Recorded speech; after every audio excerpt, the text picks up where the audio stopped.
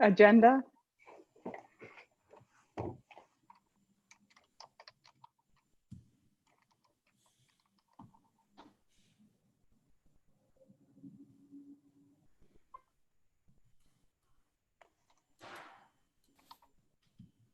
You're live. Thank you, Christina. Welcome, everybody, to the City Council meeting of July the 14th, 2020. Madam Clerk. Prior to roll call, the city attorney would like to make an announcement regarding the teleconferencing of this meeting. Thank you. As you know, the procedures adopted for this meeting meet or exceed the standards set forth in Governor Gavin Newsom's order number N-25-20, which allows public meetings like this one to be held by teleconference. So Madam Clerk, with that, I'll ask you to conduct roll call and then ask the mayor to recognize me afterward to confirm certain matters for the record. Councilmember Hudson. Here. Councilmember Alone is absent this evening. Councilmember Perkins. Here. Vice Mayor Safar. Here. And Mayor Clarkson. Here. Next item, let's go back to City Attorney Martin. Thank you. Would now like to verify that all members present of the council can hear me well. 2, that all members of the council have been able to hear everything, including the roll call so far. And 3, that each council member believes that every other council member is who they say they are. With seeing a thumbs up from all 4 council members present, I'll turn it back over to you, Mr. Mayor, and with the admonishment that all votes must be done by roll call. Thank you. Thank you, Martin. Madam Clerk, next Item item, go ahead. Item 2, Pledge of Allegiance. Pledge of Allegiance. I'd like to call upon Councilman Scott Perkins to lead us in the pledge. Okay, if everyone would put their hand across their heart. I pledge allegiance to the flag of the United States of America and to the republic for which it stands, one nation, indivisible, with liberty and justice for all.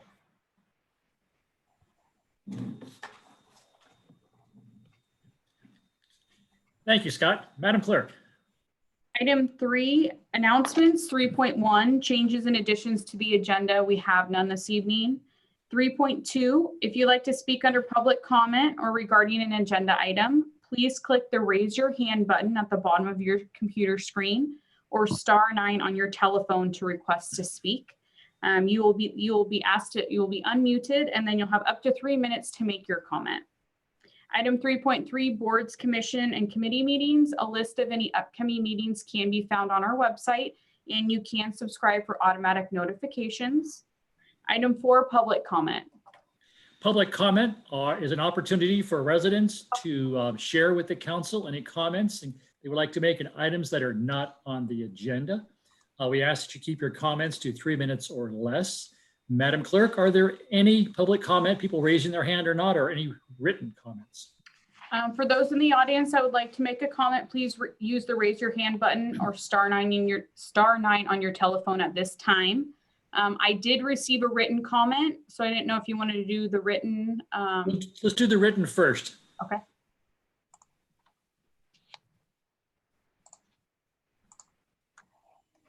So the first public comment I received was from Joyce Carr.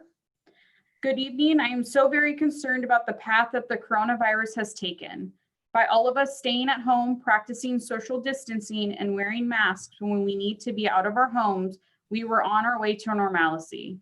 Sadly and unfortunately, many thousands of people decided that they had enough. It is summertime and time to become involved in summer activities.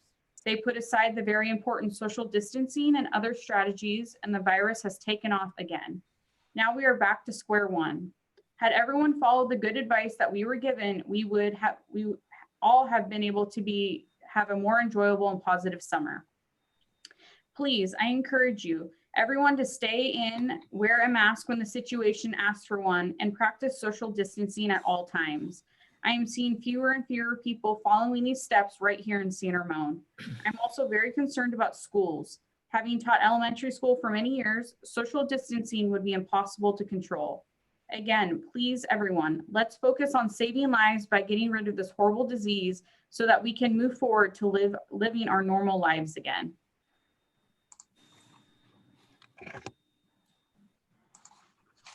And it doesn't appear anyone is raising their hand to speak under public comment. Great, I will close the public comment then. Madam Clerk, next item. Item 5, consent calendar. Items on the consent calendar are deemed routine in nature, but anybody can ask for an item to be pulled back for discussion, either from the audience or staff or a councilman. Is there a motion? I'll move consent 1 through 4. I'll I can second. second. Oh, It's been moved and seconded. Madam Clerk, roll call.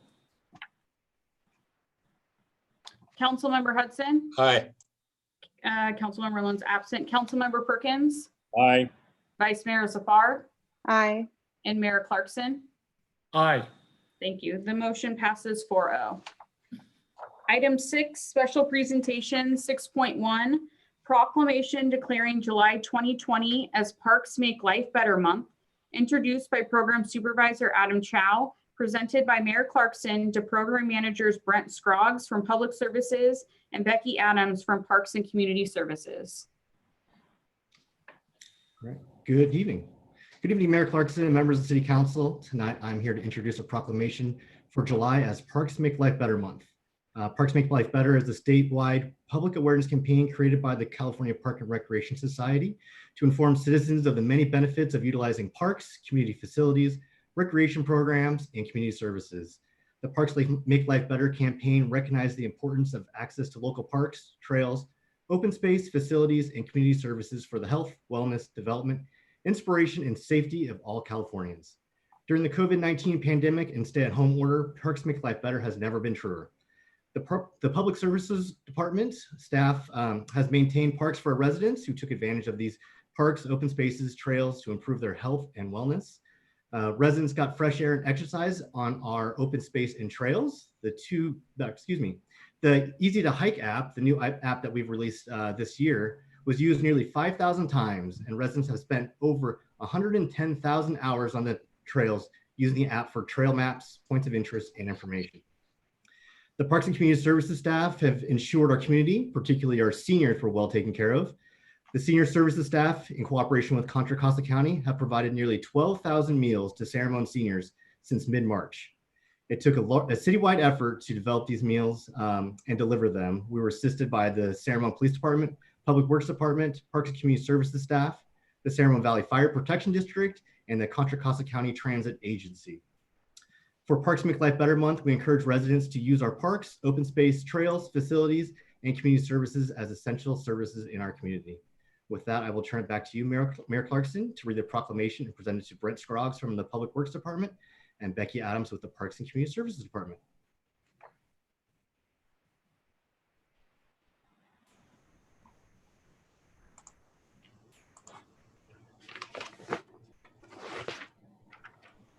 Good if I unmuted myself. A proclamation from the City Council of San Ramon, whereas this proclamation recognizes the importance of access to local parks, recreation, trails, open space, and facilities as a respite for all San Ramon residents impacted by the COVID-19 pandemic. Whereas the Parks and Recreation promotes physical, emotional, and mental health and wellness through organized and self-directed fitness, play, and activity. And whereas Parks and Recreation supports the economic vitality of communities by providing frontline jobs, childcare for essential workforce, and promoting community revitalization. And whereas Parks and Recreation creates memorable experiences through engaging virtual and physical distance programs, dynamic online events, and new learning opportunities designed to keep families active while at home orders are in place and beyond. And whereas Parks and Recreation fosters social cohesiveness in communities by celebrating diversity, providing spaces to come together peacefully, modeling compassion, promoting social equity, connecting social networks, and ensuring all people have access to its benefits. And whereas Parks and Recreation supports human development and endless learning opportunities that foster social, intellectual, physical, and emotional growth in people of all ages and abilities. And whereas Parks and Recreation strengthens community identity by providing facilities and services that reflect and celebrate community character, heritage, culture, history, aesthetics, and landscape. And whereas Parks and Recreation facilities community problems and issue resolution by providing safe spaces to come together peacefully and facilitating conversations and services in order that our communities may heal both physically and emotionally. And whereas Parks and Recreation sustains and stewards our national resources by protecting habitats and open space, connecting people to nature, and promoting the ecological function of parkland. And whereas Parks and Recreation support safe, vibrant, attractive, progressive communities that make life better through positive alternatives offered in recreational opportunities. And whereas the California Parks and Recreation Society has released a statewide public awareness campaign, Make Parks Life Better, to inform residents of the many benefits of utilizing parks, facilities, programs, and services. Now, therefore, be it resolved that the City Council of San Ramon recognizes the importance of access to local parks, trails, open space, and facilities for the health, wellness, development, inspiration, and the safety of all our residents, and hereby proclaims the month of July 2020 as Parks Make Life Better month in San Ramon, dated today, May 14th, 2020.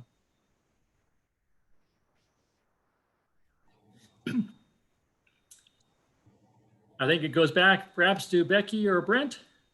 Go ahead, Becky. All right. Well, thank you, Mayor Clarkson and fellow city council members. It is a pleasure to be here tonight to accept the proclamation on behalf of the Parks and Community Services Department. As Adam said previously, it has been an incredible effort between the Parks and Community Services Department, Public Works, the Fire District, the county, the police department, and just a plethora of other entities that have helped make this successful and provided us an opportunity to provide these services to our residents. Honestly, I could not be more proud to be a part of the City of San Ramon staff and family. And I know that our residents greatly appreciate everything that has been done. And I think with this pandemic, it has really shown that we really are stronger together. So thank you very much. Thank you, Becky.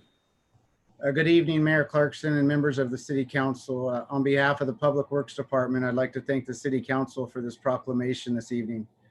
Parks Make Life Better is an exciting opportunity for the residents to give back to the San Ramon community as a whole.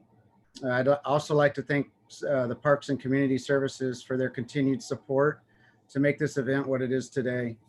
Our departments get to watch 20 to 30 individuals get a feel for what it takes to maintain our parks on a daily basis. And just after a few hours of their time, they're able to see what can be done to give a park a quick cleanup and make a difference.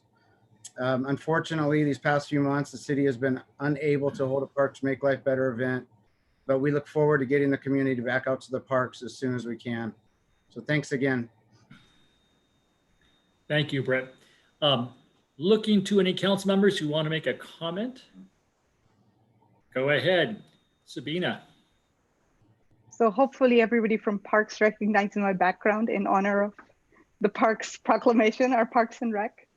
Well, I just want to say thank you so much for keeping our parks so beautiful. You said it, Adam, during this time in COVID, it has really been so, as a resident, not even as a council member, but just as a resident and having kids, we've really developed new habits too, of going out, of spending more time in our parks and trails. And it's allowed us, sometimes to discover hidden trails when, there were concerns that there were too many people in a park or on a trail.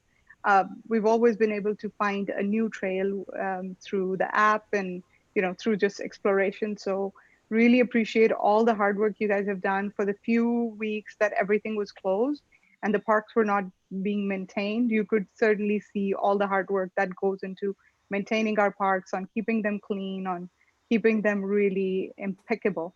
So I'm just so very proud of everything you guys do. And so, I mean, like I said, we're so very fortunate that we live in a place where the Parks and Rec Department and the Public Works Department takes such good care of our parks and our trails. And I just want to say thank you so much for that. Scott, Yeah, yes, Sabina really covered the whole waterfront with that. But you know, we do have the best parks in the Bay Area, probably the best parks in the state, and recreation programs. And it's a real testament to all the staff, both in Public Works and Parks and Community Services, that make it happen like that. People move here, and you know, they often move here because of the parks, but they really don't know how great they really are until they've lived here a while and they've gotten to participate. So thank you all. You guys do a terrific job. the comment I want to make at the end is to remind all the residents who are watching this or who'll watch it later on that the Parks and Community Service Commission is in the middle of the process of naming our newest park, which is up at the Perea Preserve. And they have extended until I think near the end of the month, asking residents to submit names and suggestions. There were a couple that came up already. So this is an opportunity for residents to continue to be involved and their thoughts about what this new park's name should be. In fact, if they want to drive up there, it's not built yet, it's not developed. But if a resident was to go up there and to enjoy the amazing views up there, perhaps a new name will be inspired in their mind, and they can suggest to us what the name could be. So Becky, Brent, to everybody who's involved in our parks, thank you so much. We really appreciate what you guys do. And as Sabina says, we're out enjoying them a lot more than we used to perhaps, and it's great they're there. Thank you. Thank you. Thank you. And Madam Clerk. Item 7, deferred consent items, there are none. Item 8, adoption of ordinances, there are none. Item 9, city council appointments, there are also none this evening. And item 10, approval of minutes. 10.1, their minutes before you are from the city council regular meeting from June 23rd, 2020 for your approval or amendment. I'll move approval of the minutes, June 23rd. I Second, can second, right? Motion Chris, by you do it. Dave. really quick. I'll let Christina make the call. And who was that second? I heard council member Perkins first. All Wait a right. minute, who's the vice mayor? We will see if any further discussion, and seeing none, we will have a voice vote. Councilmember Hudson, Aye. Councilmember Owens absent, Councilmember Perkins, Aye. Vice Mayor Safar, Aye. and Mayor Clarkson. Aye. Thank you. The motion passes 4-0. Item 11, unfinished business, there are none, or there is none. Item 12, new business. 12.1, resolution number 2020-069, accepting building and safety services report for consideration and setting a public hearing on the statement of expenses for July 28th, 2020 city council meeting. Staff report by Vance Phillips, chief building official. Welcome, Vance. I think before he starts, Dave. Mayor, I have to recuse myself from this item. So I will be moving out. Thank you, Dave. Good evening. Good evening, Mayor, members of the City Council. Thank you for hearing this report. Staff is recommending adoption of a resolution accepting the report and considering setting a hearing of the statement of expenses for July 28th at the regular council meeting. This is regarding abatement of nuisances and special assessments for unpaid fines related to violations. Part of the process identified in the ordinance is notifying the property owners of the intent to levy the special assessment on their properties, including all the process of the case numbers, their information amount, dues, and of course the notice of that we're going to this hearing will be held. Prior to beginning this process of abatement, each property owner was issued appropriate legal notices and afforded the opportunity to appeal nuisances and violations. And what that means is each time we cite a property owner for a violation or notice them of a violation, they have an opportunity to appeal. And also each time we fine a property owner, they have the opportunity to appeal each fine. So if they could be month after month, they have the opportunity to appeal each one. It's not just a one-time appeal. So they have that opportunity. The exhibit identifies the properties that are in question. And we have filed a report with the city clerk, and it is part of the exhibit. In addition to these abatements for fines, the City Public Works Engineering Division is also assessing property owners for unpaid invoices related to sidewalk replacements and sidewalk and driveway improvements. That's covered under the California Highway Streets and Highway Code, which makes owners responsible for those repairs. And in this case, the city's made the repairs and has invoiced the owners for their share of the repair program. Part of the notification process is we do have a sidewalk repair program, and each owner receives a brochure. They receive a notice that city's intent to undertake repairs, and they are also offered the opportunity to appeal once they have their invoice for their share work. And so that process has occurred.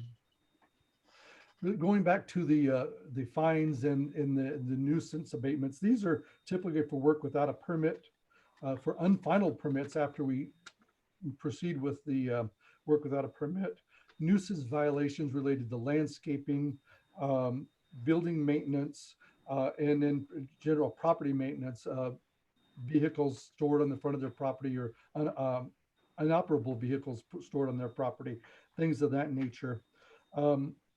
These are getting, I didn't put this in our report, but we're in the process of updating InterGov, and in the HTE system, our current system, we have a lot of these old cases, and instead of creating a program to bring over historic data, we've chosen to move forward with collecting these assessments or these fines.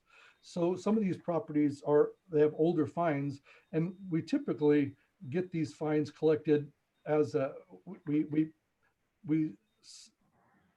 file a notice of a substandard against the properties through the county recorder's office. And when someone sells the property or when they refinance the property, typically we'll get the violation corrected as well as the fees collected. And in some of these cases, these older cases, we have the property recorded. However, again, without wanting to bring all this old data over, fees due over into the new system, we're choosing to collect this now. And so that's why we're moving forward through this process instead of creating a program and bringing all the historic data over. So that's the reasoning or the purpose behind doing these now. Some of them are newer, and we're just now finishing the process. And some of these will get there as part of the notice already. We've had contact with owners. A couple of the projects have their permits finalized. One of them is actually paying the fees. So we will be removing some of these before the meeting. And technically, if you approve the assessments at the next meeting, even if people pay before the August 10th filing, we can remove them. So we should remove them. So we will still work with people to get the violations or the violations resolved and get the fees collected prior to this process. That concludes my report. Thank you, Vance. Questions from council members? Sabina. Yeah, Vance, I have a question. So what are the reasons people give for not paying these, or what are some of the reasons people are not paying them? Usually they don't even contact us. We make phone calls, we knock on doors. Before I give a notice, we like to make FaceTime with people just to talk to them about it. But some people just avoid us. And so they don't have reasons. I haven't been told. Now the council meeting, we might be, if you approve this resolution, you might have people will attend and do that. That did happen the last time we did that. And so the council did address some of those those concerns. Technically, they've already received their opportunity to appeal, but they, when we, one of the, I guess I'm at a loss. Sometimes just people don't contact us at all, and they just ignore us all the way through this whole process, and they pay the fine through their assessment, and we never hear from them.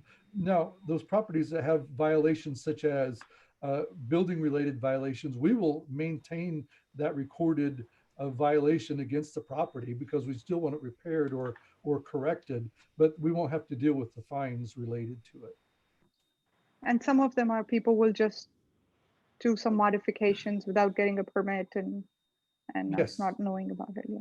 Yes, and some of them are repeat violators. The property across from the Cal High School, it's just general maintenance of landscaping, and the landscaping always grows, and I hate to say always, but it grows over into the sidewalk, making people walk out into the street. And it's unfortunate, but again, no contact. We knock on doors, we leave our notice, but no contact. So Do you think there's renters in some of them and it doesn't get back to the homeowner, or do you run into those situations? well, we have, and we often do find out when we, so when they do, if they properly record that they don't live there, then we know that through our process of getting the addresses. So we do look for that information. It was part of our property research before we send it, because on occasion it is a tenant. And with right now, well, you don't know about it, but smoking, there are a lot of tenants that live in rentals, and our smoking ordinance has provisions for where they can smoke. And we often have to get a hold of the owners. Now, the owners, sometimes we still have the repeat violators on those, and we never hear from the tenant or the owners, and they pay the fines. So I'm not sure. Again, some people just don't want to talk to us and won't comply. Thank you. I find Vance, it interesting. Vance, there might be occasionally a property owner who might be unable to care for their property.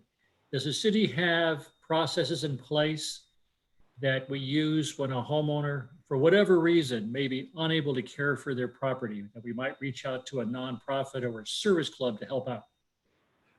We do that, and we do have service clubs contact us, and we have code enforcement staff do keep a list of properties that we know that need help.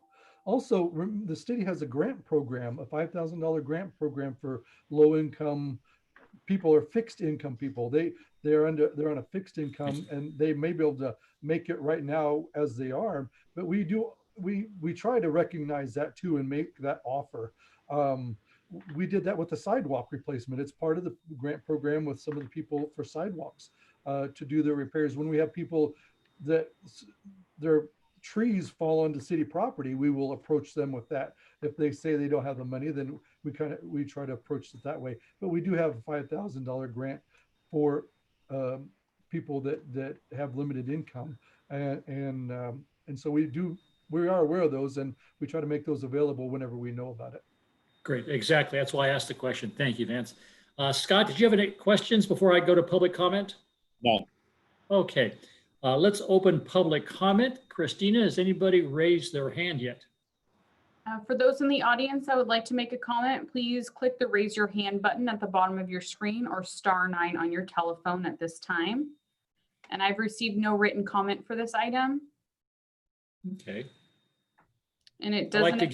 like to give it a couple of seconds here.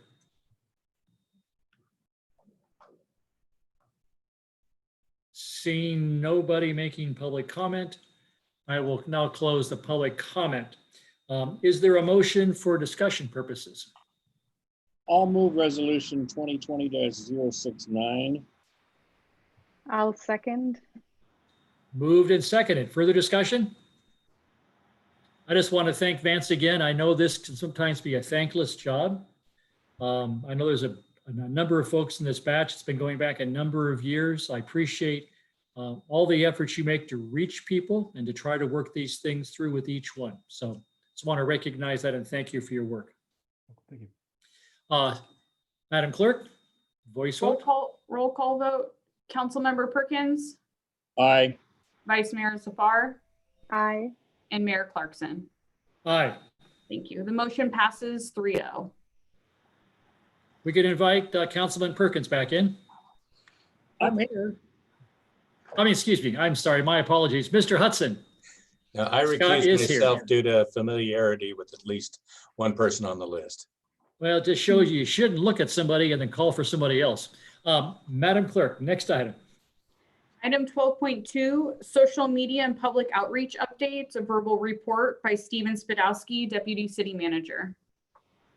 Hello, Great. Steve. Good evening, Mayor and members of the council. I'm going to share my screen here. We have a presentation for this evening. All right, and this evening, what I'm going to do is take you through a general overview of the methods of communication with the public that we've been using and some of the stats and analytics that come from those social media platforms in particular. Let me just get this ready here. So one of the council's goals is to enhance engagement and communication with residents and the business community. The city has two public information officers, myself and also Captain Denton Carlson with PD. He handles all of the crisis communications and the regular communications through PD. And it's our goal to make sure that the city of San Ramon is a trusted source for factual information for residents, employees, and visitors in the city of San Ramon. We don't do this by ourselves, not in the least. We have a social media team made up of representatives from each department. I'm not going to go through everybody here, but it's great to have a team effort and to view social media and communications through each department lens. We do partner with other agencies, and this is just a small sample, but more recently, some of the agencies that we coordinate communications with: the San Ramon Chamber of Commerce, San Ramon Valley Fire, the county, the school district, and in particular Cal OES lately with some of the things that have been going on. So our methods of communication, how do we communicate? Well, we have over here on the right, we have some of the quote unquote traditional methods of communication, such as going through the press with press releases, physical mail. We still do that. We understand that not everyone is digitally connected, so we want to make sure that we're using all channels of communications that are available to us. And people can still call, email, and even fax us if they still use fax machines. And then over on the digital side, we have the marquee, the website, social media, and now we've been, over the last 3 months or so, entering into the video and live streaming categories. Going over to the press, we do issue press releases. We make sure that we develop relationships with the local media. So you can see on the left, we have the ranking of San Ramon as one of the safest cities in California. That received a lot of attention. On the right, we had a great article about the mayor and his third grade tours. But there are also some challenges. So on the left, we have a story about the Harlan House. And I'll just read the title: "Fate of San Ramon's oldest historic house could be determined next month." That was factually correct. If you read the story, it gave you a pretty good overview of the council and what they were deciding. But then on the right, you had somebody from another news outlet who took that story and tweaked the title to "Gold Rush Era House, the oldest in San Ramon, could be raised next month." Now, there was no chance of the Harlan House being raised within a month, but it did stir up some comments and some concern from residents. And that leads back to, we want to make sure that we are the trusted source of information, and that if anybody reads anything that might be questionable or concerning, we want them to get back to us so we can make sure that they have the clear and correct information. And of course, the title on the right was not correct. We did try to reach out to that reporter. They never responded. In terms of mail, we still issue a quarterly newsletter to all the residents. And we also do special mailings. This is from the transition over to ACI, one of the information pieces. We also have information that's mailed out that we're legally required to with certain projects. And also we sometimes extend those boundaries just to make sure everybody is informed. Going over to calling and emailing and faxing. At the bottom of our website, we have our phone and our fax number and our email address listed out there. We do receive quite a few emails to info@sanramon.ca.gov. So if you do have a question, don't know what department, feel free to email that site. PD has their see it, hear it, report it line for phone in information. And then we also have a subscription service where residents can sign up, again, via email for certain topics. And let's see here. If you wanted to be notified about, garage sales, employment opportunities, anything related to the city under these categories, you're put on an email list. Now, also in times of a crisis or something that is urgent that we need to get out to the public, we will email everybody who has subscribed to any of these topics. And that's about 56,000 people that we send emails to through this service. And just yesterday, this is an example of one that went out to everybody. It's an alert providing additional information about the governor's announcement of temporary closures of several types of indoor businesses due to the COVID spike. Now going over to our digital means of communication, we have been using the marquee. It's been pretty popular. Here you can see one of our pride messages up on the marquee.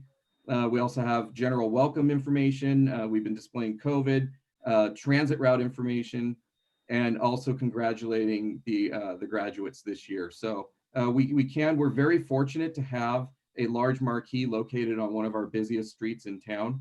It does get quite a bit of attention, and it's effective means of communicating with the public.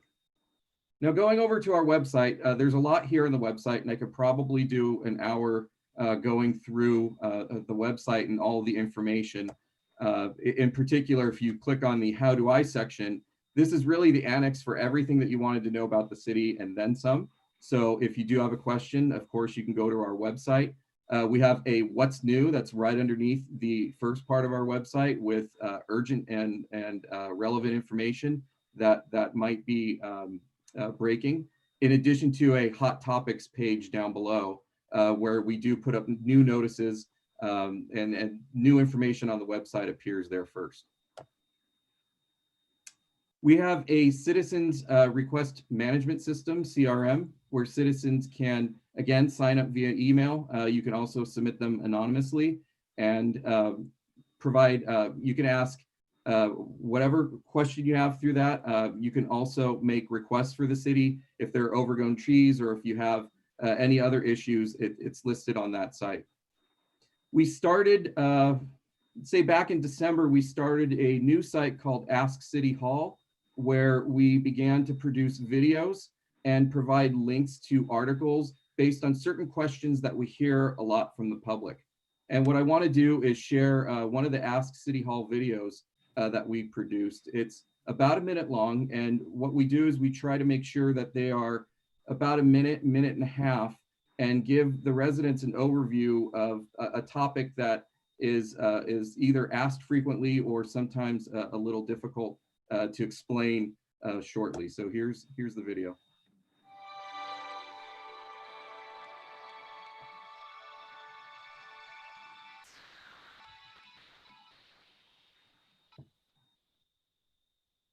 When cities in California plan for new housing, they must include a percentage of low-income units. But what does low income mean? California's Department of Housing and Community Development has identified 5 levels of housing affordability, each relating to a city or county's area median income, or AMI. A household making up to 30% of the area median income is considered extremely low income. A household making 31 to 50% AMI is very low income, and 51 to 80% is low income. A moderate household makes 81 to 120% of the area median income. More than 120% AMI is classified as above moderate. In Contra Costa County, the 2019 area median income for a family of 4 was $111,700. Within this framework, a paramedic, dental assistant, or first-year teacher with a master's degree working in San Ramon fall into the low-income bracket. A restaurant cook, landscaping worker, or retail salesperson fall into very low income. Planning for housing at each level of affordability allows more people to live and work in the same community. And I'm pleased to announce that just today we received word, well, actually I received the award in the mail from the California Association of Public Information Officers. We won an award for that video. It's the 2020 Excellence in Public Information and Communications EPIC Award for that video specifically. All right, moving on. On our website, we have a series of web pages that we've been putting up that I like to call deep dive pages. So it's really going into the detailed background about certain issues. And I'll go over the COVID-19 page, the City Center Mixed Use Master Plan page, and the district elections page. And let me see here if I can just switch to it. You should be seeing, yes, the City Walk Master Plan here. So the deep dive pages, we try to put every bit of information that you could possibly want about a certain topic that we know is important to residents and the city. So here we have the City Walk Master Plan, gives you a little bit of a background, shows the map of the proposed development, and then it gives you a history of all the meetings and any documentation. Stephen, you're showing the election page. Is that the one you mean to share? It's scrolling. This is the, hang on a second, let me. We're seeing the district election implementation. How's that? There, yeah. Now there we go. Okay, I saw it on mine. I had to do it over Prezi. So here's the City Center Mixed Use Master Plan. Again, it provides a brief background, the map of the proposed project, and then all of the information from the meetings if you want to download any of the documentation associated with it. Next, we have, are you able to see the district elections page? Okay, I'm scrolling up here. Yeah. So with district elections, if you have any questions whatsoever about how district elections were formed, why the whole discussion was initiated, it's on this page. So it shows all the proposed maps, the rounds that we went through, the public submitted maps, gives you detailed background. I'll just keep scrolling here because there's so much. Videos, links, and also links to the agendas. And then we have the fact page that I expanded, so you can see all of the reasoning behind district elections and what is gerrymandering, and just basically everything you would want to know in a one-stop shop area. And then finally, if I'm going over here to COVID. So for COVID-19, and you can get to this link on the city's homepage, you just click the COVID banner below. Every bit of information that we've come across with COVID and any agencies that we deal with frequently, we made sure that information is up here on the site. And for this page, there's so much information. We created individual tabs that you can click on if you want to see takeout and delivery options. That's another very long page, or the farmers market, food resources, the PD, other agencies. If you are looking for any information, that is where you need to go for COVID in San Ramon. And at the end of the COVID page, hopefully you can see now, we're back to the Prezi. We have a video that we put together right at the beginning of the outbreak of COVID about flattening the curve. And I wanted to show that one very quickly as well.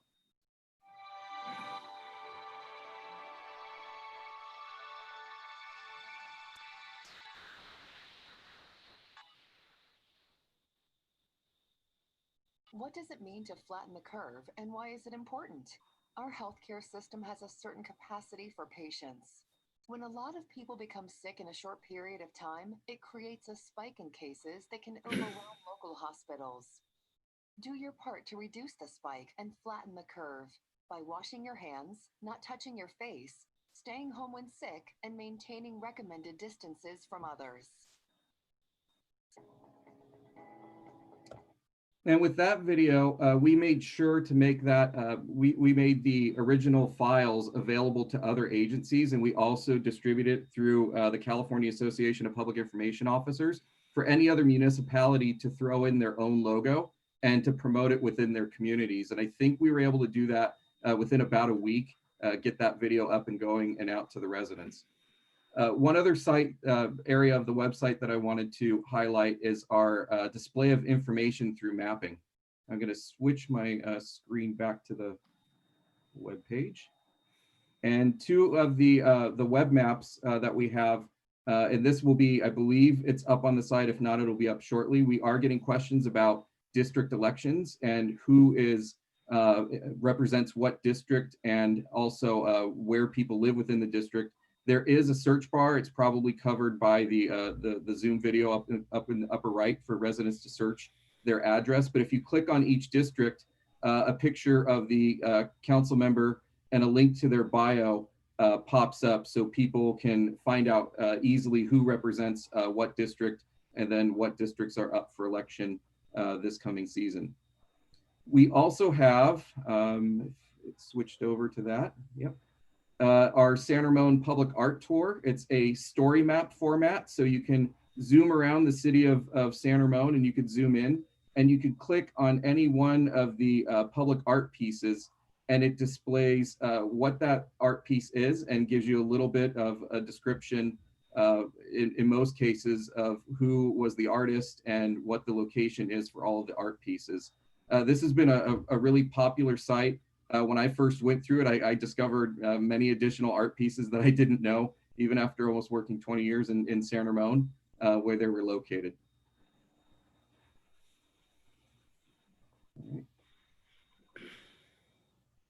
All right, next is social media.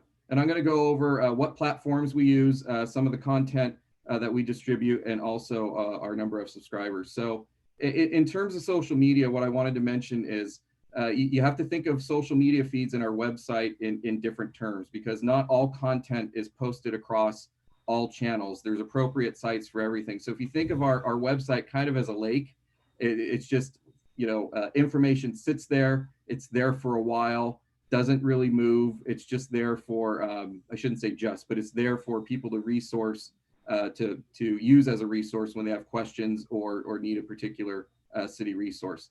Facebook and Nextdoor are they're kind of like a river where information is posted on those sites, and it is relatively fast moving. You know, stay there for maybe about a week or so, stay relevant, maybe even as short as 5 days, and then it kind of goes down on the feed, and people don't really you know, recognize it. And then Twitter and Instagram are waterfalls. You post something on Twitter and Instagram 1 or 2 days, and then it's gone, and people are off to the next thing. So how do we organize all those the different streams and methods of social media and digital communication?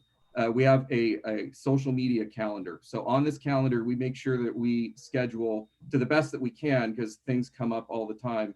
You know, upcoming events, meetings, agendas, public safety information, traffic info, service updates, and each color represents a different type of feed.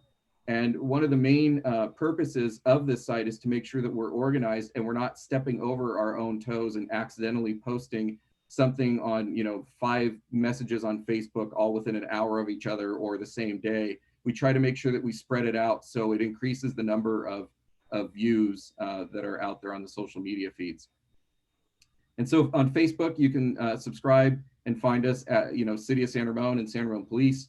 Twitter, it's at City of San Ramon and San Ramon Police, and Instagram, the same as well. And by far, this chart shows the most popular social media is Nextdoor. And I'll get into that in the analytics, which is coming right up after Zoom and YouTube. So with Zoom and YouTube, relatively new, we're on Zoom right now, and it's, you know, one of the results of the pandemic is we had to get digital with our meetings pretty darn fast. And I think we didn't really miss a beat. In fact, we were one of the first cities to start using Zoom with the webinar format, and we assisted with many other jurisdictions in setting up their services. So now we're at a point with Zoom where we have our planning commission meetings are now on Zoom. We have our parks, or the committees, our architectural review, and our mayor's breakfasts on Zoom. And we've been also taking the mayor's breakfast clips, and they've been very popular on with the residents for short snippets, in particular, Dr. Patrick Joseph. And one of the other benefits of Zoom is we've actually seen more public views and participation of our meetings than we did before. And personally, I've been able to watch public meetings now just sitting on my couch with YouTube on the TV. And it's been a bit easier to keep track of public information when you have it at your fingertips. So our YouTube channel now looks like this. This is just the first page. We have many, many more videos than we used to. About 3 months ago, I believe we had 4, maybe 5 videos total. Now we have several pages of videos. And our highest view video to date was the message from Police Chief Craig Stevens regarding the George Floyd situation and the protests. He issued that video and he received 12,000 views in the first 12 hours. And that was by far our fastest viewed video that we've had, and it's approaching 18,000 views. San Ramon Mayor's Breakfast with Dr. Farentano from the county received 832 views. Now that's, again, this is just, in terms of Zoom meetings, this is just the people who have viewed it on YouTube either live or afterwards. In Zoom, we've seen 100 people on some of the meetings, and I think we did break 100 on a couple of them, including council meetings. People can watch live over Zoom, so that's not captured in YouTube, but we are, getting a significant amount of views over YouTube. And now that I've touched on stats and analytics, I'd like to go over to that section of the presentation. And there are many methods used to measure success. There's likes, followers, reach, engagements are all commonly used statistics. In general, though, an organic increase in growth is considered successful. And what I mean by organic, we're not paying for advertisements, we're not paying to push materials or paying to get people to like our pages. We just, we're developing the audiences naturally and they tend to stick around. Going over to Nextdoor, the number of Nextdoor users, we have over 37,000 Nextdoor users. That's 69% of households are on Nextdoor. July, this time last year, it was 31 or 63%. Now, from our discussions with Nextdoor, and Simone Finney and I went over to Nextdoor last year for a workshop, their typical community subscription rate is around 40, maybe 50%. We're about the highest subscribed community that we have heard of in Nextdoor, in particular for our size. The average post reaches 1,700 to 2,200 people. Last year, it was 1,100 to 1,800, so we're definitely growing. And we also regularly see posts in the 3 to 6K range, up to 10, 15, and 18K. One of the more popular posts was when we asked what stores and restaurants would you like to see in San Ramon with the opening of Trader Joe's. If you look at the bottom there, we had over 17,000 impressions and we had 544 comments, and that was within 1 or 2 days. And learned a lesson there. Don't post it on a Friday because you will be answering responses all through the weekend, but it was a very popular post. Moving on to Facebook, our city's Facebook page. Again, one of the popular posts there was help name that park. That was from last year. That was the park at South Monarch and Main Branch Road. And our Facebook is also increasing. Our page likes went up by 877 from last year. Only went up, I shouldn't say only, but went up 672. Our page followers at 3,500 went up by almost 1,000, and the previous year was 752. And our average post reach also increased from 790 to 1,028. Going over to Instagram, we did increase our followers this year by 653 people. Our engagement rates frequently are in double digits and as high as 20%. And the high engagement posts this year have been about the Pride Flag, Park of the Week, San Ramon scenery, and holiday events. And you can see our top posts for the last fiscal year here. And an example of one of the posts was a post congratulating the seniors. And what we try to do is make sure that if we do have a proclamation, we make sure that we attach that as well from the city, and you can see that here. Going over to Twitter. Now, Twitter, we've had quite a bit of growth. We have almost 2,000 people join over this last fiscal year. The previous year saw 547 people join. Our monthly reach is in the 60 to 200K range, and the previous year was 26 to 75K. And that's due mostly to our increase in use of Twitter.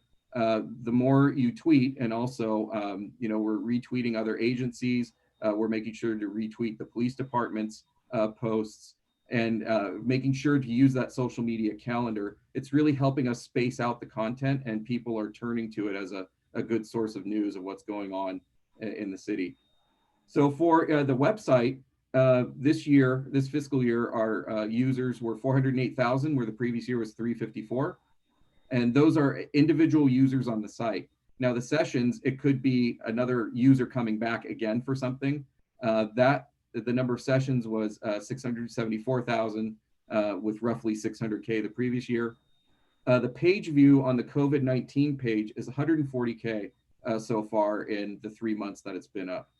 And also the email that I showed earlier from GovDelivery, the COVID email open rates are in the 34 to 46% range. And we've been doing those weekly.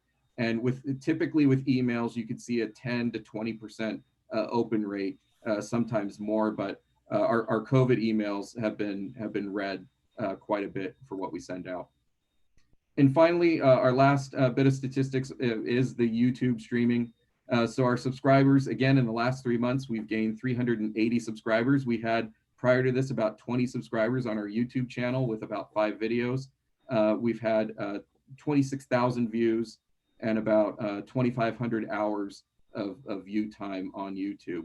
The most popular videos, again, Chief Stevens' message, the Mayor's Breakfast with Dr. Farentano, and the early COVID-19 updates with the Dr. Joseph clips out there. So with that, I'll be happy to answer any questions that the council may have. I don't see any hands up, but I'd like to go to public comment first if we could, Scott. Christina?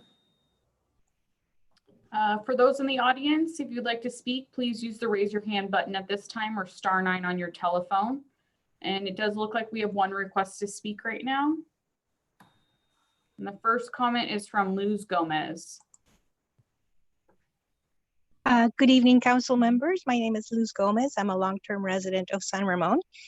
And I really want to say kudos to Steve and to the communications team, because I have really noticed an uptick in participation and engagement through all the means that you just described. Especially your COVID page has been super helpful. Thank you for posting all the information that the county gives us as well.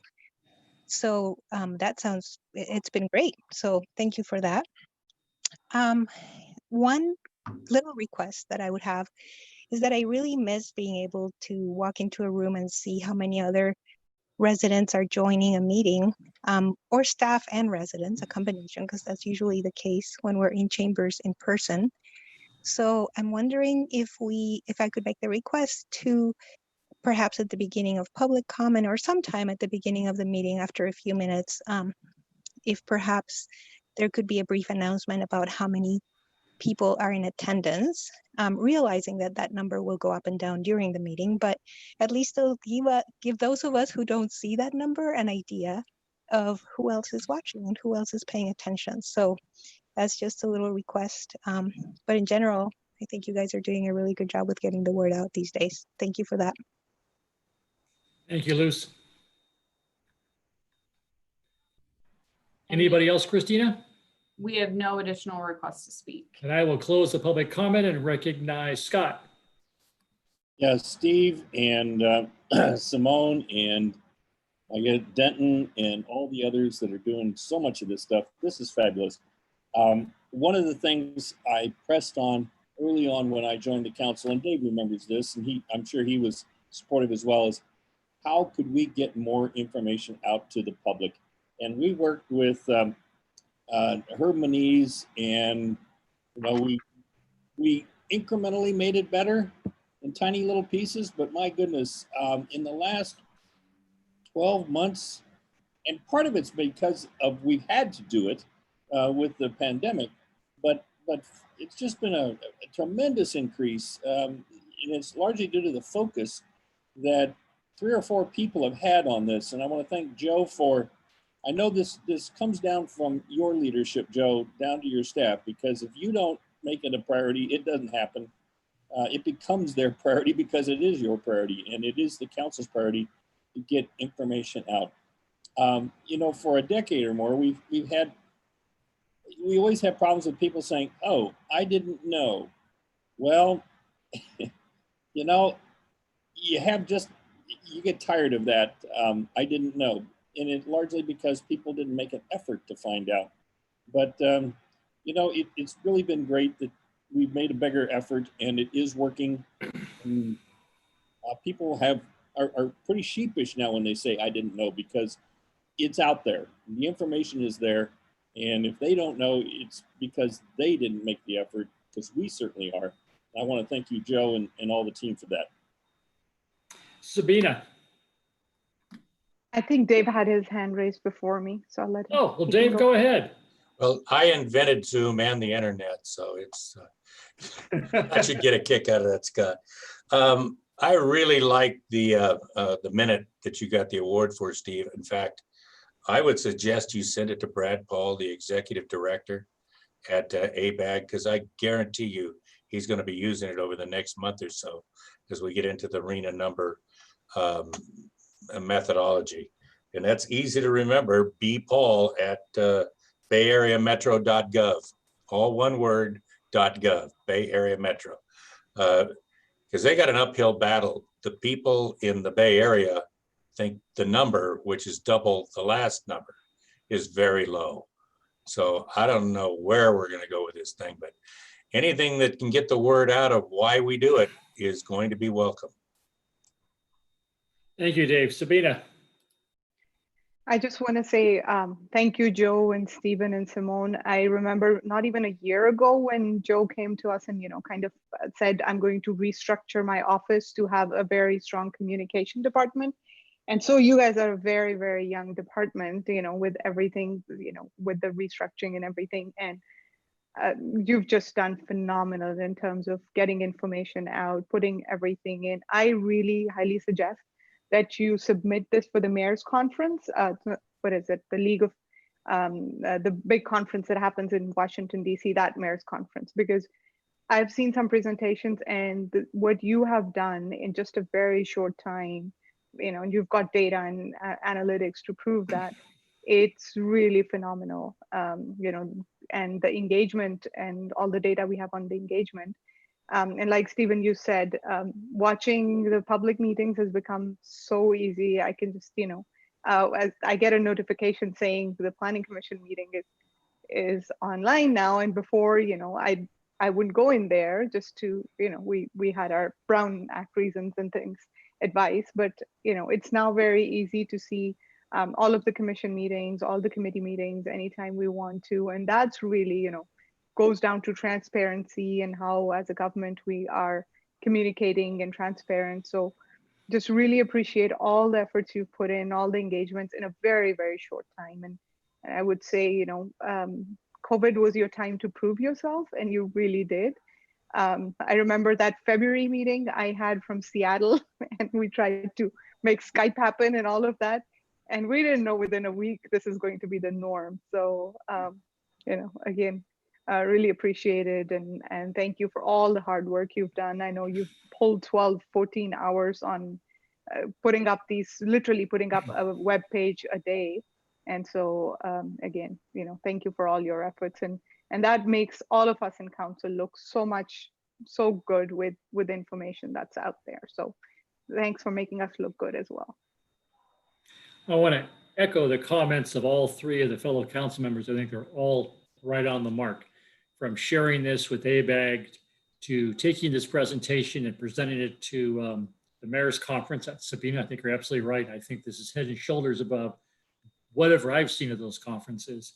And the comments that Scott made about all the work you guys have done. And Steve, I want to thank you for all the work you do preparing for the mayor's breakfast. I mean, I know that's a lot of work, getting things set up and getting those things posted.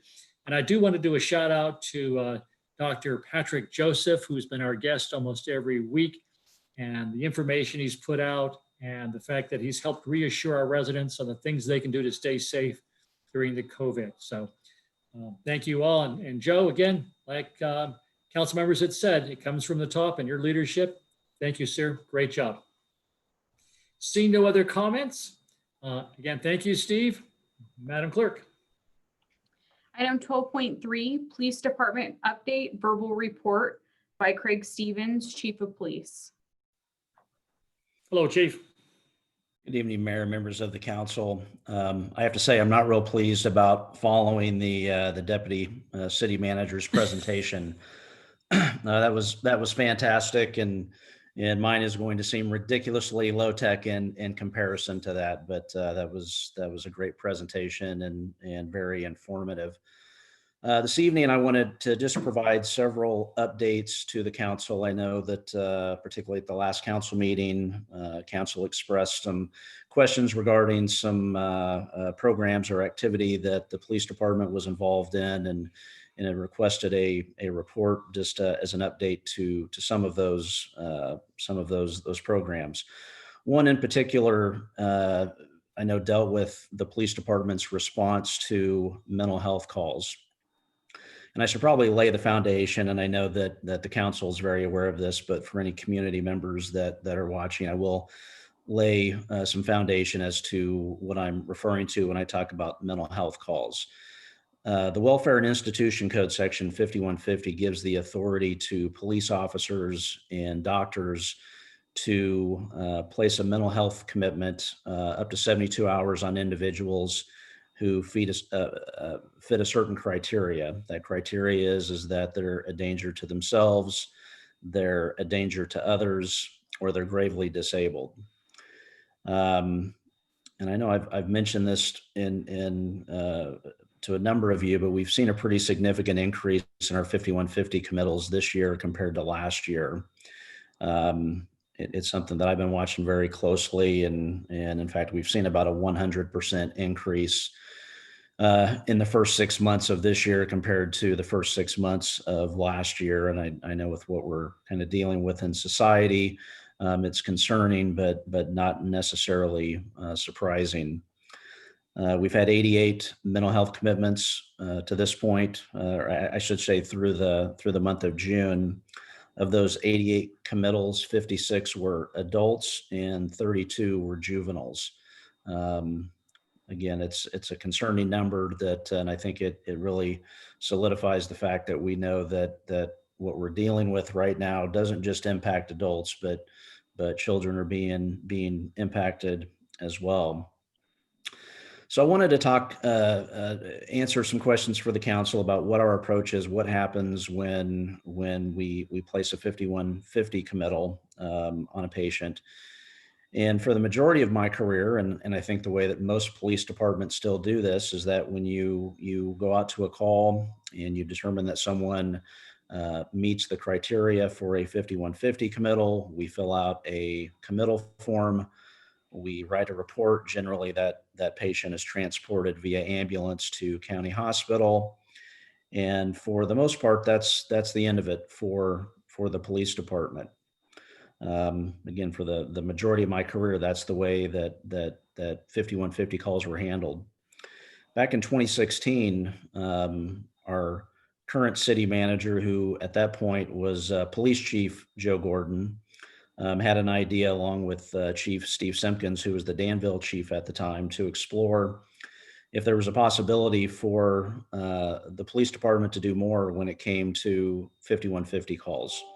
So in other words, instead of just filling out the form and writing the police report, is there anything else that can be done to connect resources to these individuals to offer assistance? And about 4 years ago, we did start a pilot program. It was with the San Ramon Police Department, the Danville Police Department, and Contra Costa County Health. The way that I know, and I'm sure the city manager can chime in if my details are not accurate, but as I understand them, really the goal is that we would have open dialogue and communication with the county health department, particularly the psychiatric emergency services department, so that when they if it was a San Ramon or Danville resident, when that person was released, that we would be contacted. They would share with us referral information so that we could then follow up with that patient or their family to make sure that they had the resources that they needed. Unfortunately, we had some challenges with that program, particularly on the county health side. And one was just, I think the volume of work made it difficult for them to reach out whenever a patient was released. We ran into some HIPAA and confidentiality issues.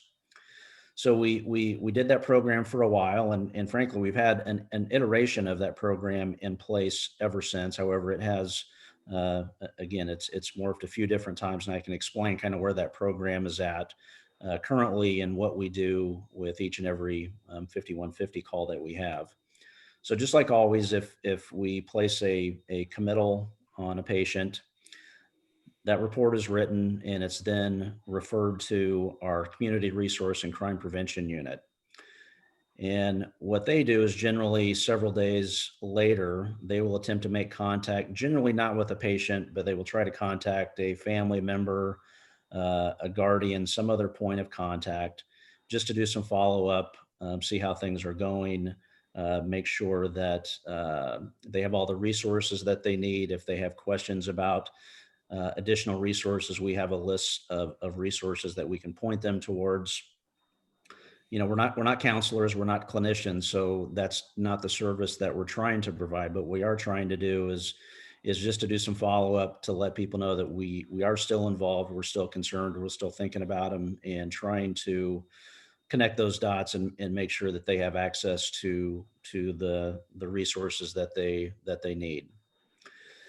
So that's the way that we handle these calls. In addition to that, each and every mental health commitment that we're involved in, we evaluate each and every one of those to see if it meets the criteria for a referral to the county MET team, the mental health evaluation team, which is a team that is comprised of both clinicians and police officers. It's a team that falls under the authority of the county health department. They focus predominantly on mental health cases where someone has been committed numerous times, or there appears to be high levels or threats of violence or potential violence. So if we have a committal and it seems like that threshold is met, we will pass that information on to the county MET team as a referral. So I know that there's a lot of discussion on this issue. My understanding is that the public managers group, which I know our city manager is a part of, is looking at the possibility or exploring if there's an opportunity to involve some sort of civilian response in these calls. I think in some ways it makes sense, but I do think that logistically there are some things that need to get worked out in regards to safety, in regards to process, things like that. But I know that it is something that's being looked at, not just at a national level, but I know it's being looked at here in our own county as well.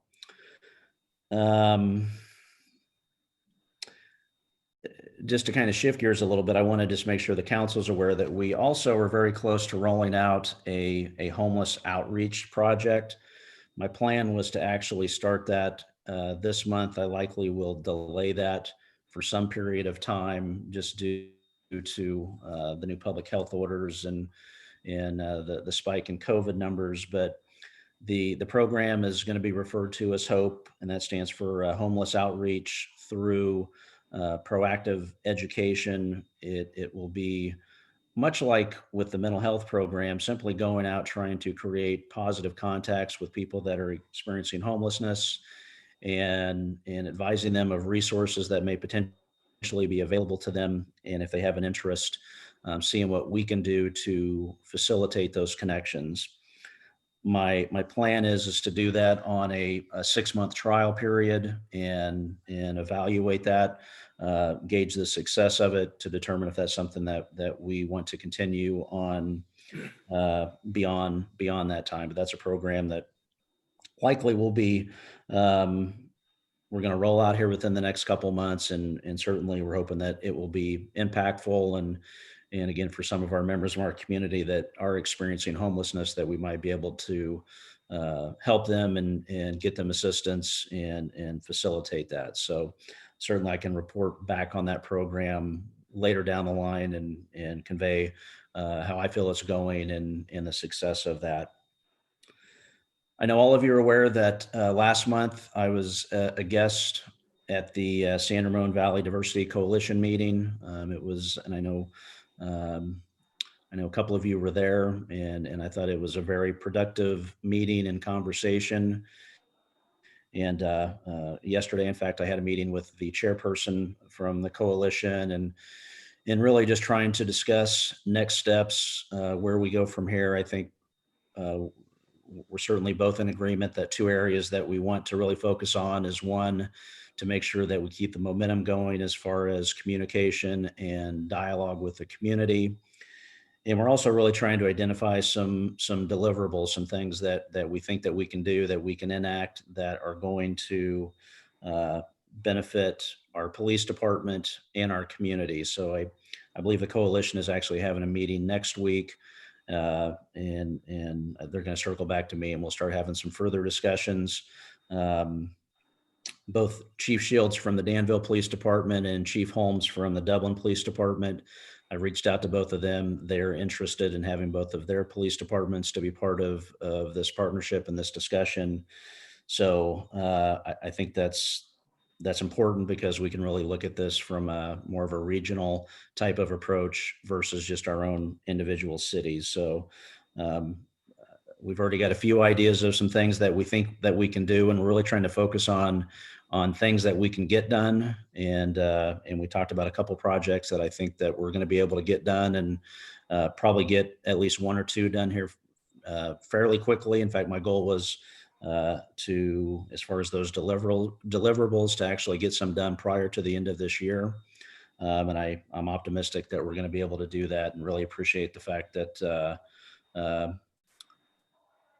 the discussions we had at that meeting weren't necessarily easy conversations, and we expect that. And I think it's important that we continue those difficult conversations, because I think that's the way that we're going to really make some progress. And like I said, I'm optimistic that we're going to do that. And then the last thing that I want to touch on, and it's, I think, timely after Stephen's presentation, is, we're really focusing on public outreach and communication. And I know it's difficult based on the public health orders. We can't go out and necessarily do town hall meetings and have the sort of outreach that we normally do, but we're making a lot of efforts to communicate however we can. I did a Zoom meeting with a community group last evening. And we will continue those efforts. I've spoken with a number of groups in the community, as have some of our other staff members. As Stephen mentioned, we rely heavily on our social media platforms to convey information. An example that I know last month, myself, and I'm sure every council member, received probably over 100 emails regarding the 8 Can't Wait initiative. And it can be very difficult to respond to 100, 150 individual emails. And instead, what I did is I prepared responses to those recommendations, posted it through our social media platform, so that we can direct those questions, or the people that make those questions, back to our social media to address some of those questions that are coming in. So we will continue our outreach efforts through both this sort of format, through social media, through our website, and we know how important that is right now, and we will certainly continue those efforts pretty vigorously. With that, I am welcome to take any questions that the council may have. Great, thank you, Chief. I think we'll do also, if I could first, is ask for public comment. Madam Clerk, has anybody raised their hand? For those in the audience that would like to speak, please use the raise your hand button at this time, or *9 on your telephone. We do have one request to speak right now from Sarbani Chakrabarty. Welcome, and we ask residents to keep their comments to 3 minutes or less. So thank you and welcome. Hello, Mayor Clarkson and City Council members and Chief Stevens. I think Chief Stevens, you're doing a great job as far as the efforts you're making to reach out to the community. And I was in the meeting you had yesterday, and that was great.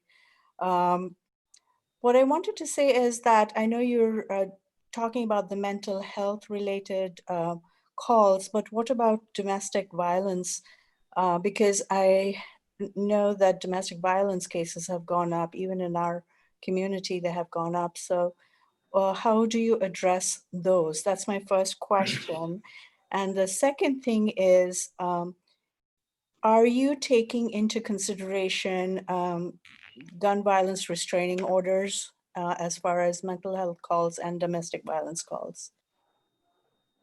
Great. Thank you very much. Go ahead. Chief Stevens? Yeah, so as far as the domestic violence calls, much like with mental health, we really try to connect domestic violence victims with local resources. An example, STAND is a local resource.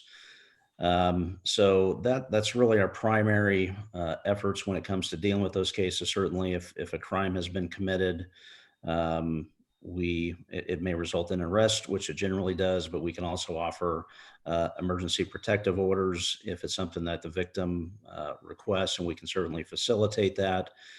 We provide pamphlet and resource material to the victims, and we'll call an advocate on scene if need be. We are actually a part of a pilot program in the county with 2 other cities where we are conducting a lethality assessment. That we do this assessment on every domestic violence victim, and depending on the responses that are given, that will potentially trigger an immediate call and referral to a domestic violence resource person at that point. As far as the gun violence restraining orders, yes, that is something that it's available to us. I think the community, and we actually have a link to that on our website. So if you go to our website under resources, you'll actually see a link regarding the gun violence restraining order program. And I think a lot of members of the community aren't aware of that because it is somewhat a new legislation that does give us the authority to confiscate firearms in manners or ways that we weren't able to in the past. So if anyone has any questions about that, we do have a link on our website that explains that process and how that procedure can get initiated. Great. Christina, any other public comment? It looks like Sarbani wants to continue her comment. It's almost up 3 Hand minutes if she again. wants to finish it.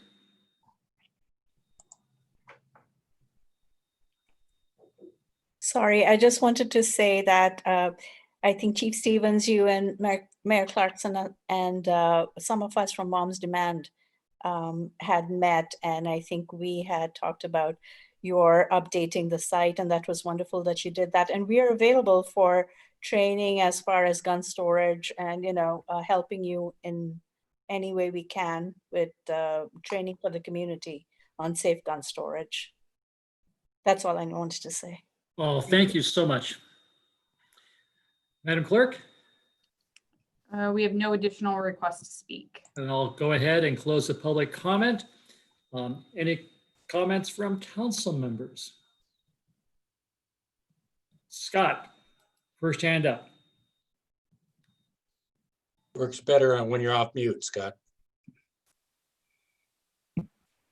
So first off, I want to thank you, Chief Stevens, and Joe Gordon and Chief Shields for kind of being so forward-looking about how we can deal with the 5150 teams, people and their families. And if we can provide resources that will help that family weather that storm, hopefully we don't have to make multiple calls to that address, and those people do get the help they need.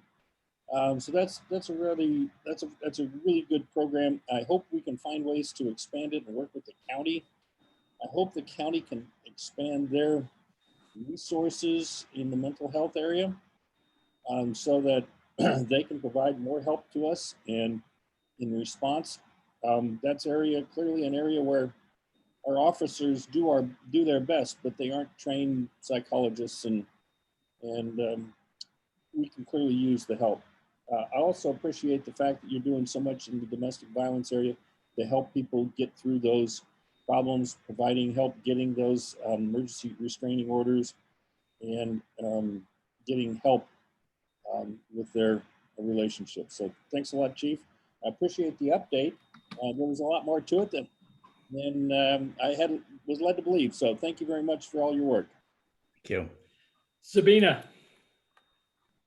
Thank you, Chief, for your update, and appreciate your effort for hope. I think that's really forward thinking.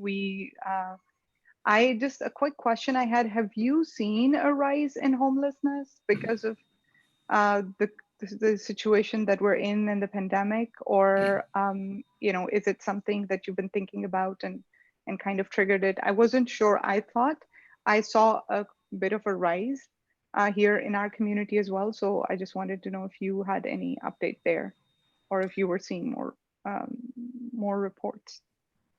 Yeah, we have seen an uptick, but I think we need to keep it in context. When I say an uptick, I believe that the last time that the county came out and did a homeless count, I think we were at 8, somewhere in that range. And just based on, I don't have an official count, but I would say that just on my own observation and based on calls and things like that, I would say that our number probably fluctuates between 5 and 12, maybe.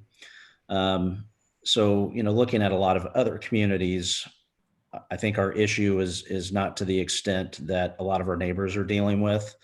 However, again, the idea, behind our program is that, my understanding is that some of our people that are actually homeless are people that have jobs that are working locally, and they just don't have means at this point to get housing. And I think it gives us an opportunity to at least go out and have hopefully a productive, positive contact with some of those individuals. And, we understand that some may not be interested in any sort of help or resources.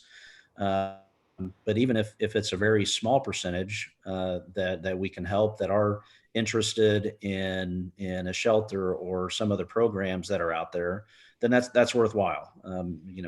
It's not that, we're expecting that, everyone that we contact is going to be interested in resources, but even if we have a small percentage that are, to me, then there's value to that program.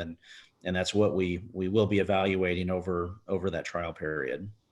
Yeah, and some of the communities that got to the drastic numbers they did probably started with 5. And so for us to be thinking about this now, and for you to be being proactive about it, I really appreciate it, because in my opinion, 1 is one too many. And so we certainly need to be thinking about this now, because we don't want to get to a point where it becomes a big issue.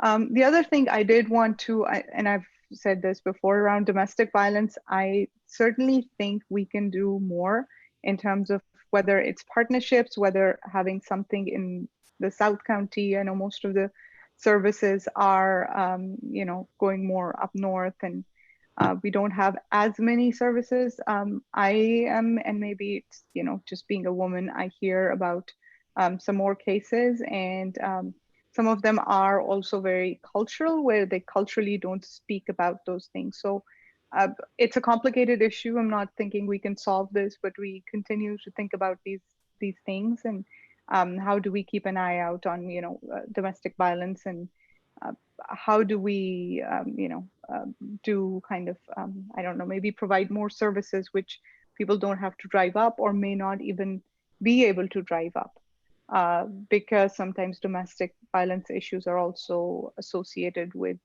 other control issues, or not having transportation or resources to be able to seek help. So just wanted to kind of keep it on your radar. but I appreciate everything that you're doing, and I appreciate you always supporting me and providing me all the information I've always requested. So thank you. Thank you. Dave, Yeah, I don't want to get away from the question. Do you notice there's an uptick in homeless? And I would say just in the every year you notice an increase. Large part of it's what the chief's saying. People are not able to afford a rent $3,000, $4,000, $5,000 a month and work here with you know, a very low income or low income job, but it's a job and they've got it and they're going to hang on to it. I have seen this complaint probably in every single city that we have in the Bay Area from every representative. And until COVID, I didn't see anything work towards helping these people get off the street. And that was the latest, I've seen it in Pittsburgh and I've seen it in San Francisco where they're converting hotels. But if you're going to be renting a 3, 4, and that's mild child's play compared to what's going on in Santa Clara. It's crazy around there. This is going to continue to increase. It's out of control, but I think you've got a good plan. I think you've nailed what it is. There's going to be a lot of people that you're going to get calls where they're parked on the street or living out of their car, but it's nothing new. It isn't COVID that brought this up. It's been climbing for a decade that I could go back and remember. thanks, Dave. Chief, again, thank you for all the work you're doing. I think I'm looking forward to the day when this COVID begins to settle down and we can resume our Citizens Police Academy. I think there'll be some real renewed interest in residents who have a lot of questions around what the police do. And I think that'll be, again, a great way for us to bring in residents and especially those who may be involved on our Diversity and Inclusiveness Committee. And those folks who are taking leadership roles, we can prioritize them and get them in, because as more people who are actively involved in our community who understand the role and the rules that you operate under, I think the better we are as a city. So thank you, sir.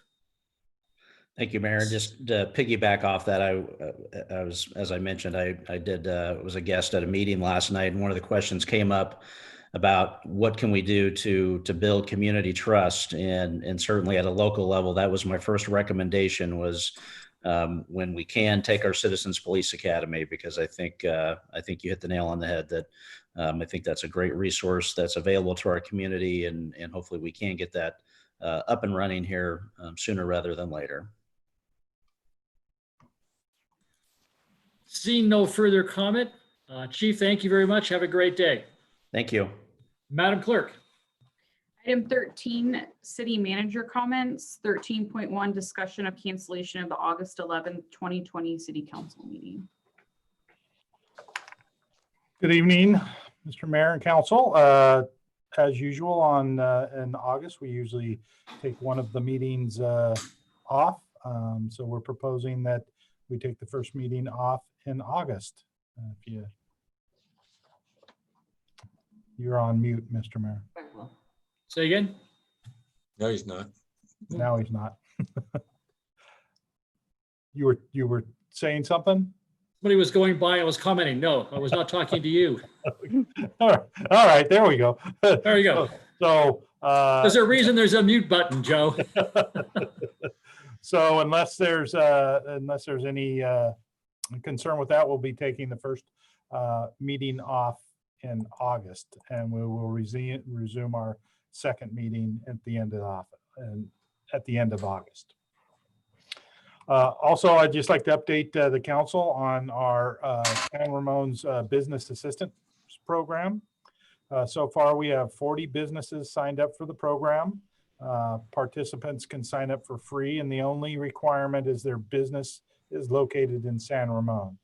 Once signed up, the business will receive one-on-one assistance with loan applications, reporting requirements, and any other questions related to the state and federal funding opportunities.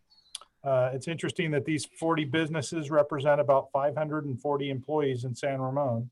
And to date, the participants have received a confirmed total of over $3 million in federal funding. On Saturday, the president signed the bill that extended the Paycheck Protection Program to August 8th. So approximately 140 billion is still available at the time I pulled those numbers.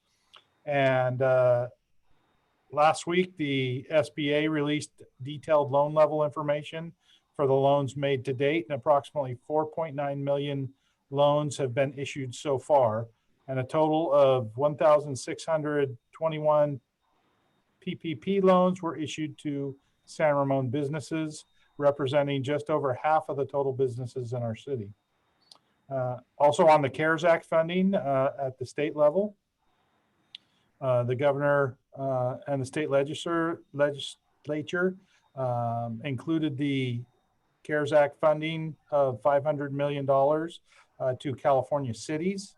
$225 million will go to cities with a population of 300,000 or more, and $275 million will go to cities with populations of $300,000 or less.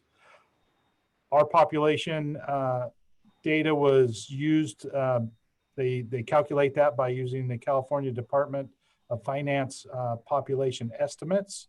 And based on those preliminary calculations, San Ramon should receive about $1 million in this CARES Act funding. So we're excited to see that funding come through that will offset some of the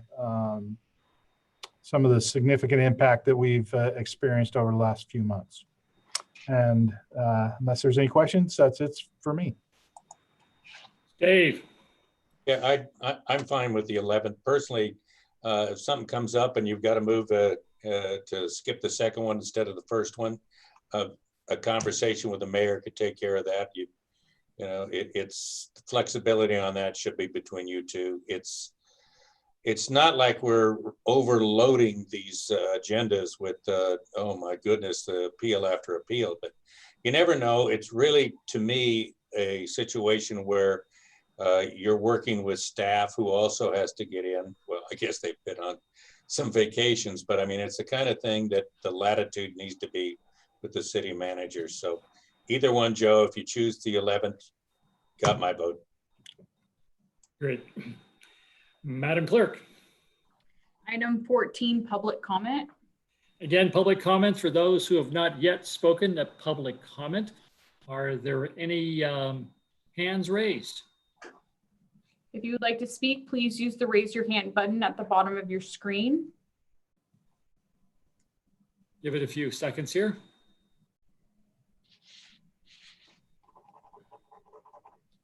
Not seeing any hand going up. We will go ahead and close the public comment. Thank you. Madam Clerk, next item. Item 15, city council members and mayor's comments. Start with Scott since he has his hand up. Okay, let's see. I attended as the SWAT representative. You gotta get Dave's attention. I'm the SWAT representative to the Innovate 680 Policy Advisory Committee. And we had a meeting and they discussed some of the programs in the programs and projects. The Express Lane Completion Project is a big one. Dave knows a lot more about it than I do, but this is to complete the express lanes all the way from Al Costa to the bridge, the Benicia Bridge, both northbound and southbound. There's congestion problems near the Treat Avenue, Lawrence Avenue. And then southbound, of course, it's right there at 24. There just isn't enough room within the existing lanes. That's going to be very expensive. That's a few $100 million, but they're going to try and move the southbound 680 to westbound 24 lanes further north and west, and then move the next group of lanes and then add some express lanes where there's some existing northbound lanes right now. So that's an expensive thing, but it's moving. Part-time transit lane. This is bus on shoulder. They're waiting for some support, I guess, from Caltrans to approve that, and then there's a whole bunch of more things that'll go with that. Shared mobility hubs related to first and last mile, mobility as a service, working with UC Berkeley and their engineering and traffic programs, automated driving systems. There's 5 levels to automated driving systems, and the first one is a cruise control, which most of us have on our cars. Second is a lane keeping, and then they get more sophisticated up from there. They're in Rossmore, they're actually going to try a level 4, which is a partial autonomous vehicle. And then there's the last big project is advanced technology going forward. The whole project package is over $600 million. They're working on it. And Dave will probably see a lot of this stuff coming through as more as pieces rather than as the whole. What I'm sitting on, the committee I'm sitting on, is looking at the whole of Innovate 680, whereas CCTA and the SWATs and the regional teams are looking at this on a project by project basis. And on Thursday night, I have an MCE board meeting. We had a technical committee meeting the other day. Not much to report on that, but I'll have something to report going forward on the MCE board meeting. So that's all. Thank you. Sabina. So I really liked Stephen's update on the social media stuff. One of the things I was thinking about it is that there were some basically posts that had a lot more comments and a lot more engagement. And it might be a good idea when we have our basically council goal setting and we talk about things, maybe being able to bring those top posts from the past year that really got engagement. For example, I guess one was about what businesses people would like to see, the kind of and use those. I would love to see where we got a lot of feedback and input, and how we set our council goals. So that would be interesting, I think. I also wanted to give a shout out to Lisa Bobadilla for doing the Idle Free campaign, which is basically if you are sitting in your car, turn it off. If you're sitting in your car more than 30 seconds, to turn it off. And that was in our summer newsletter. I know there's a lot of social media going out. And if you sign up on the website to take the pledge, then you also, I believe, get a gift card or something. And this is in partnership with the Bay Area. Remind me, Joe, if I'm wrong, but through the Bay Area Air Quality Management. And there were other council members, when they heard about this, really wanted to find out as well. And so I think Lisa is now extending this to a Tri-Valley campaign to bring attention to clean air and how we can be more mindful when we're sitting in our cars and not keeping them started. So I think that those are the couple of things I wanted to just give a shout out to. Thank you. Thank you, Sabina. Dave. It seems like I've given this report or have given this report 2 or 3 times before, but I know we haven't had a council meeting. So I attended the Air Waste Management Association International. It was a virtual conference out of San Francisco. It's the oddest thing, the speakers were all over the country, some outside of the country. Some pretty interesting subjects to watch. One that would interest you, Councilmember Perkins, was power, and they had members from the ISO there. I'm surprised how much hydrogen is coming into the conversation. It was out for a while, and now it's coming back in. We talked about another panel of PFAS and fires and how it's getting into the groundwater. And then COVID-19, which I think became very interesting to all of us at your mayor's breakfast, when Steve Glazer made it clear we're in the fire season now. I've been sending him emails. You better start working on a new mask, because the combination of COVID-19 and particulate matter that's coming now through October is going to only exacerbate the situation that we have. That's the #1 cause of health effect in the air. #2 cause of climate change. And something about building decarbonization, which I won't get into very much. I will just tell you that from what I've been reading and learning this year, natural gas seems to be on the way out. I mean, I could see as River Walk, City Walk, whatever we're calling this thing, comes about, that these multifamily buildings are not going to have natural gas in them anymore. It's a fossil fuel and people are against it. I think kind of what Sabina was talking about is if you had a pledge for diesel free on 33, you're getting an email now from the Bay Area Air Quality Management District to tell you some of the ideas. They're not just going to let this go. How are we getting carbon and equivalents out of the air? So they're asking for some surveys from the members that made the pledge back in 2018. Also, the next chairman of the board of directors for the Bay Area Air Quality Management District, Cindy Chavez, supervisor out of Santa Clara, has written a very detailed letter. And you're going to see Santa Clara in particular push for at least a 25% reduction in travel. Zoom is not going away. Teleconferencing is going to be extremely important throughout Silicon Valley. So any way we can improve it or put the great Speedy to work on coming up with some new 1 minute super little thing to tell us how to do it, we better be ahead of the other groups because it's coming. That's about it for this week, and a brief, very good meeting, Mayor. Thank you, Dave.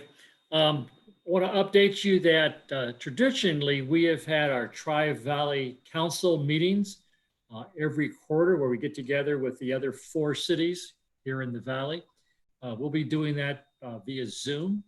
Our legislative framework we've been using over the last couple of years have been focused primarily on housing and our concerns around some of the laws that the states put out on housing. I asked that the framework this time would also focus on public safety, and in particular, making sure that we can advocate that the state, both locally and regionally, put in place and leave in place public policy procedures around police that protect our police in particular, that are focused on public safety, and the fact that from our point of view, we need to support our police and have laws that allow them to do their job well and to keep our residents safe. And so they've added that on, and hopefully that'll be a part of our conversation. That's all I have. Seeing no other comments, Madam Clerk. Item 16, adjournment. Is there a motion to adjourn? I see it. Third. Please signify by clicking off. Bye.